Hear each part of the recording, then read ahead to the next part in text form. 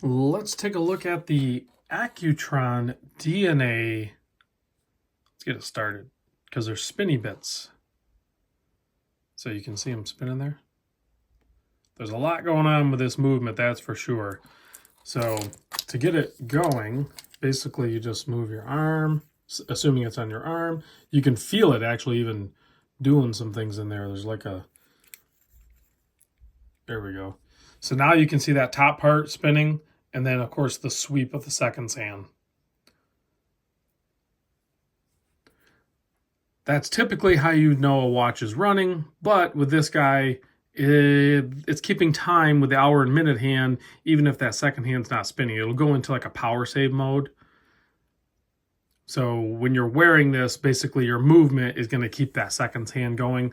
If it sits idle for like, this is like after 12 o'clock, if it sits idle for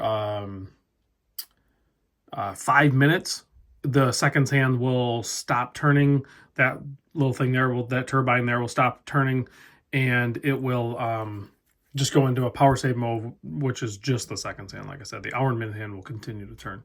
So incredibly accurate movement. The movement is, I think, complex because I don't understand it, I guess. Maybe if you understood it, it probably isn't very complex, potentially, I guess. But there's, electrostatic energy going on here, twin turbines spinning here to power and keep the energy stored in an accumulator, which is, I guess, kind of like a battery. So there's like mechanical and quartz things going on here. There's other brands out there that have movements that also do similar things in different ways. There's different ways to do things. That's clear here, right? So again, Accutron, authorized dealer, Exquisite Timepieces sent this over. My guy Tyler. I'll put all his contact information down below, so if you're interested in the Accutron series of watches or any of the other 60 or over 60 at this point, it has to be, brands that they're authorized dealer for, hit them up. And plus, they have a massive pre-owned collection. So even if you don't see it in their lineup, jump over to the pre-owned collection because it's possibly there. And if it's not, still reach out to them because they can probably get it. They have that kind of power. They're kind of a powerhouse. So measurement, 45 millimeter wide watch. The lug to lug, if you call it that, I guess, the metal part here anyway, is 52 millimeter. Very interesting case shape for sure in construction. And 15.7 millimeter thick, but check out that crystal. That is a crystal there. There's getting a lot of glare in the studio. Proprietary kind of thing here, so like you're not really going to wear it on a different strap. You're going to always wear it on this particular strap, but that's the way this watch is designed. But if we take a closer look there, you can see it's very ornate with all the spinny things, almost like roulette wheels just kind of spinning around, doing their thing. Of course, you can kind of see a little wound piece of electronics there. The tuning fork is the balance on the seconds hand. Look how clean that sweep is on that seconds hand. Incredibly smooth. I would think the human eye would have a difficult time detecting ticks because most seconds hand actually have a little bit of a tick to them. It's just how many ticks per second before the human eye can see it. The more you add to it, then it gives you the illusion of an absolutely smooth sweep. But this one basically looks like a smooth sweep. I can't imagine what it's running at. But I'm sure it's stated somewhere. Here's a look at the case back. Of course, I have the plastic on there. You're not going to be messing with the case back, but it's really cool because it kind of has that turbine appeal to it there with the case back and the tuning fork. Price point on these, they are on the more expensive side for most people. I'll just put it that way because that's all relative, right? So it's, I think, $3,500 as of today. So not a inexpensive watch, but it's also not like absurd. Who's buying these watches, right?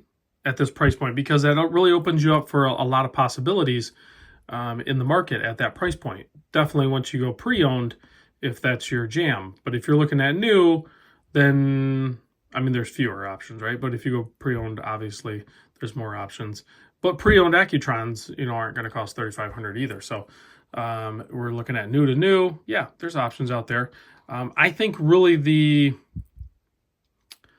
person or the people that are looking at Accutron or purchasing them are people that have ran the gambit. They own or have owned many, many, many watches. It's not like you're going to go out there and buy an Accutron. I could be wrong. Probably not.